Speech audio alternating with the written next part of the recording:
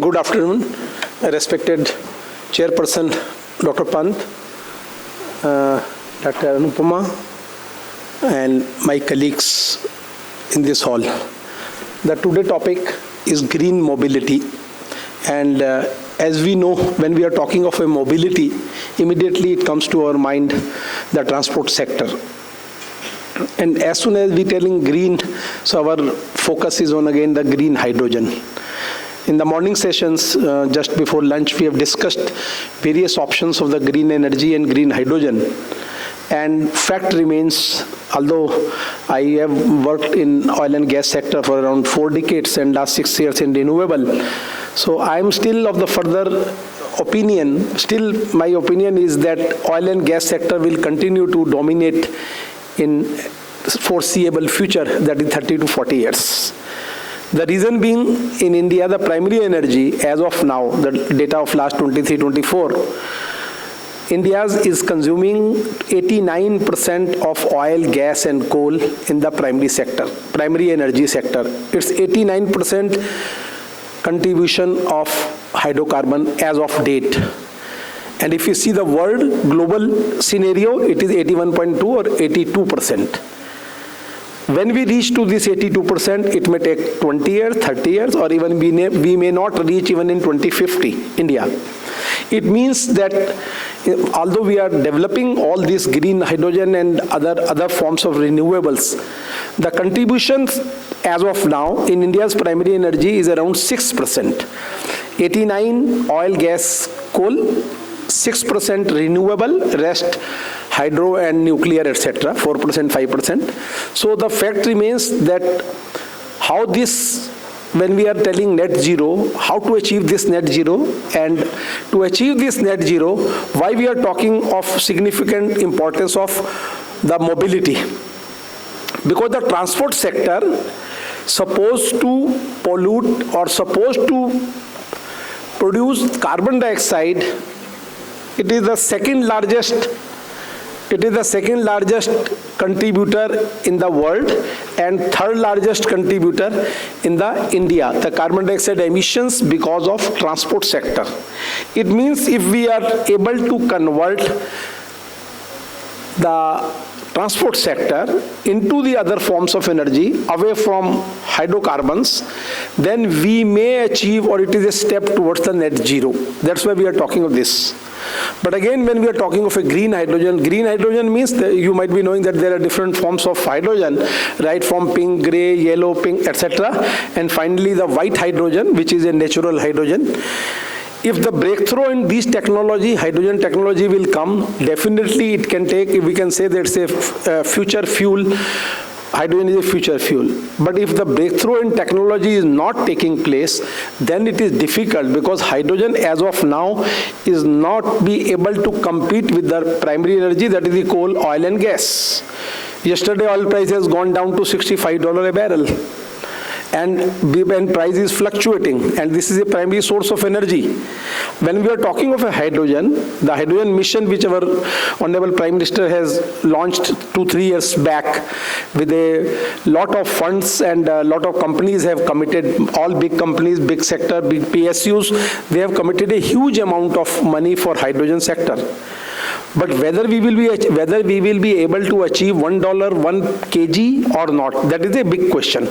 And when we are telling green, it means no use of commercial energy.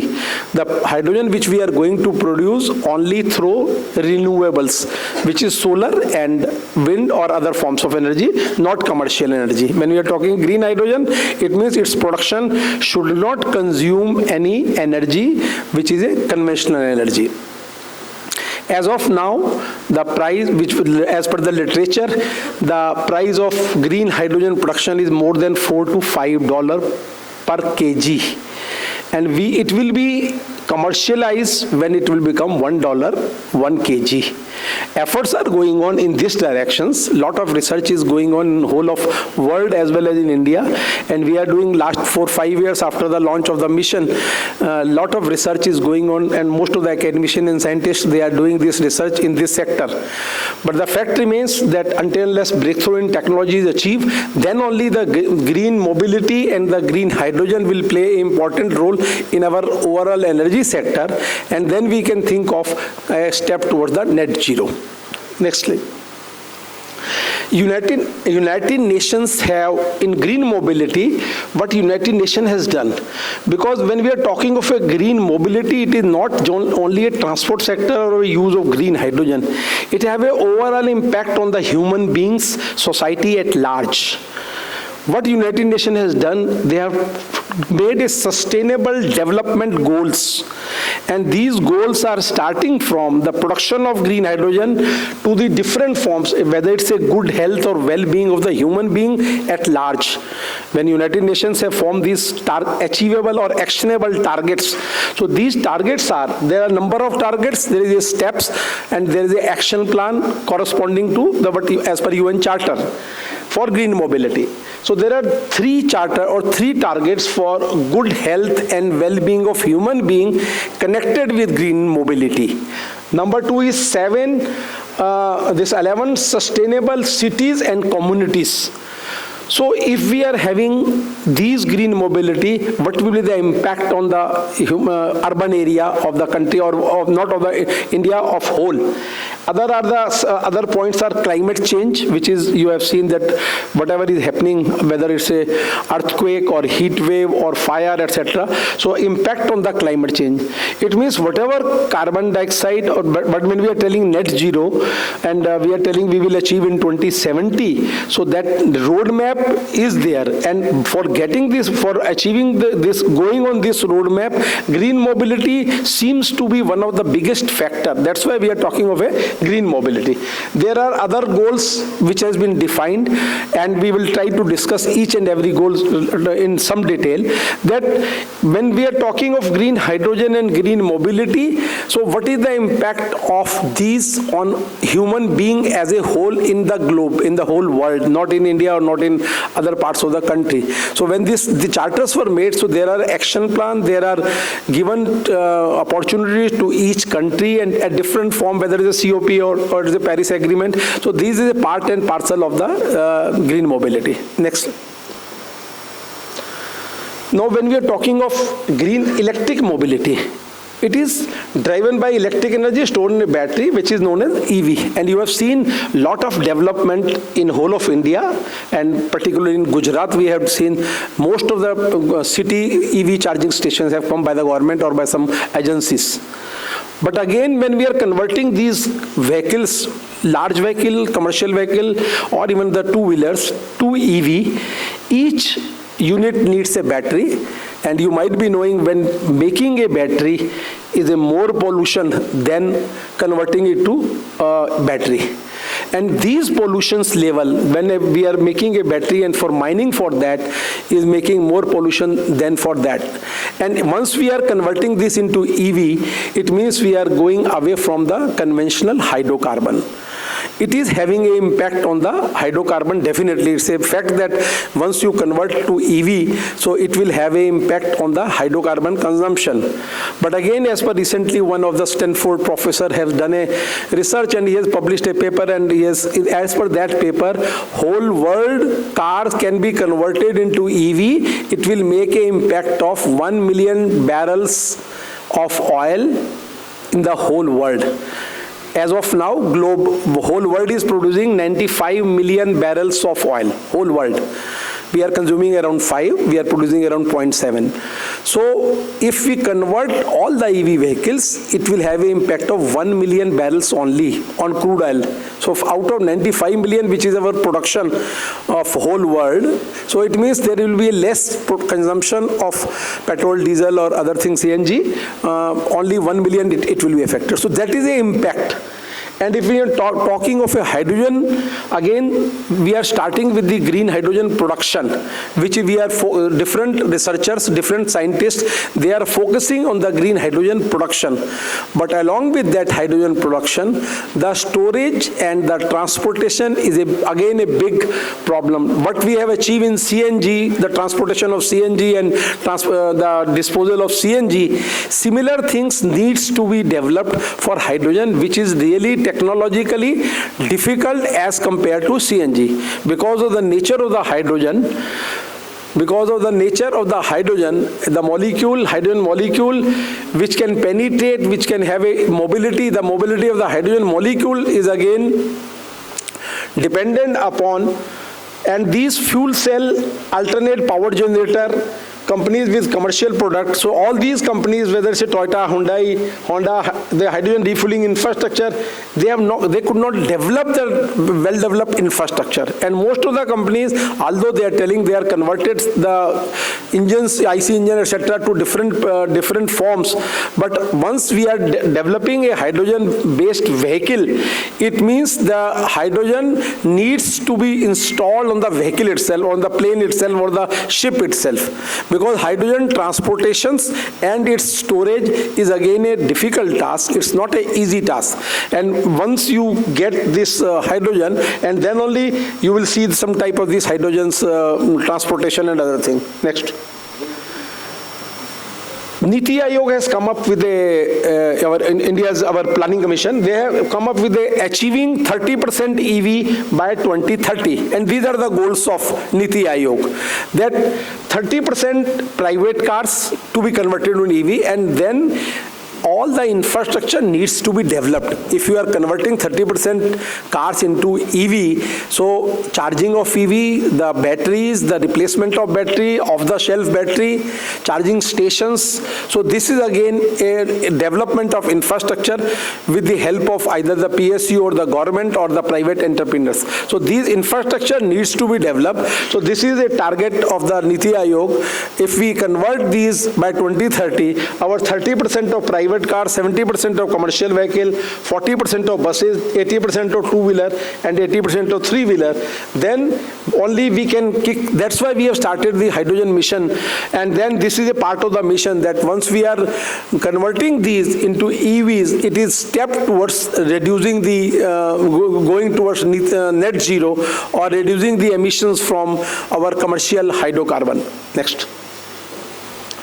These are the government initiatives which are coming, and if government, as per the hydrogen mission, there are ways and means to achieve that mission. As you might be knowing that our government mission is to produce 5 million tons of hydrogen by 2030. That is the mission. And just now our Dr. Pant has told that the consumption is more than 6 million tons as of now. So that gap will be there. Although we are thinking of producing 5 million tons by 2030, and our steps towards only 5 years are left, we are in 25, and we have given this target in 2021 when our Prime Ministers have given the hydrogen mission.